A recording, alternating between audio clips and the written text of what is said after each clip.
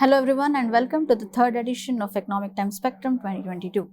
The theme for this year is creating a robust digital future, and security is synonymous with digital infrastructure and future. To speak more about it, we have Neha Taneja, who is the Chief Information Security Officer at Hero MotoCorp. Welcome ma'am, nice to have you on board. Thank you. Excited to be here. Neha, can you start off by telling me how security is a pillar when you consider digital transformation playbook, and what should security leaders be specifically looking at? Yeah, so I will answer the second part of your question first. Security by design is something which all the security leaders should look at. So, if I were to compare 15, 16 years back, the security thought was primarily driven around compliance. That aspect is no longer sufficient. It has to be a holistic security, which brings security being incorporated at every stage of development life cycle, and then having a pervasive overall like certain aspects pervasively covered: ongoing vulnerability management, your security operations center monitoring. So all pervasive things are there, they have to be there. But having said that, security element has to be like security by design principles. That is one thing which I feel is paramount, so that it doesn't become an afterthought. So, how do you ensure support to a CIO or a CDO in terms of security when you have to implement it by design?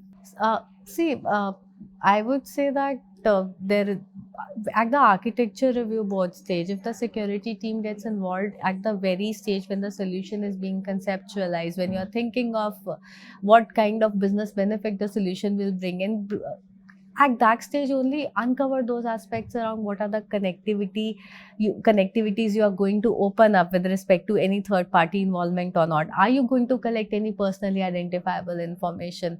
Is this service going to lead to any impact on overall, whether this should be a part of your PCP strategy or not? So there are certain fundamental questions with respect to at the every solution onboarding stage, which if security gets involved in, your fundamentals are covered. And as you approach the next stages, the security elements with respect to having a detailed third party risk assessment, so if there's cloud adoption involved, the cloud security posture assessment, those kind of aspects will automatically fall in place if security is involved at the conceptualization stage. Perfect. So you have to actually always keep collaborating with all the lines of business to ensure that security is implemented as designed. So business perspective, collaborating more with business is fundamental, because security is now no longer confined to IT cybersecurity. There is a lot of element of operational cybersecurity, as well as with the connected systems being in place. The entire security, as I said, has to be holistic, covering the entire ecosystem. Like cyber attacks are evolving. Yes. So the security posture also has to keep on evolving, including the basics. Your training strategy also needs to evolve. It cannot be the simple CBT based, change your password stack kind of training. It has to involve certain phishing simulations, which are more around the pertinent themes. For example, COVID became a pertinent theme for phishing. So I took the basic example of awareness training, because that is a fundamental element, but fundamentals also need to evolve in changing with the cyber attack, in accordance with the change in the nature of cyber attacks they're becoming more sophisticated. So the controls as well as the measures you take also need to evolve to keep pace with that. Understood. You made a very poignant point over there. You said security is no more just restricted to IT cybersecurity. It has evolved and is now a board discussion as well. So Neha, in the coming year, what would be your specific focus areas where you're looking to invest in, or where you're looking to invest your thought in? I think I spoke about one particular aspect in my session as well.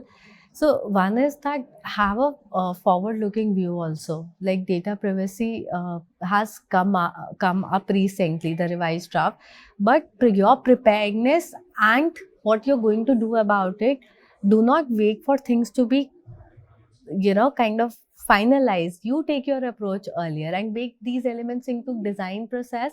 Data privacy is one element. And then with respect to be aware of the threats around you, as we have seen the ransomware attacks now closer home as well.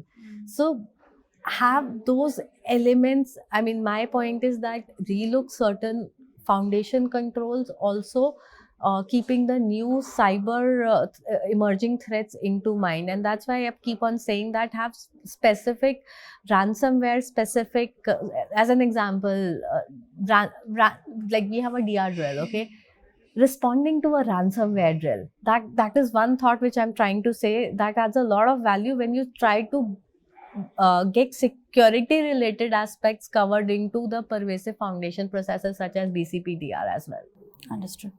Thank you, Neha. Thank you for sharing your thoughts with us and for briefing us as to how security has moved away from IT cybersecurity is now into operational security and how it requires a lot of collaboration in the early stages as well. Thank you so much for your time. We had a wonderful time conversing. Thank you so much. I had a very insightful discussion as a part of my panel. It has been really nice to kind of hear different perspectives. Thanks a lot. Thank you.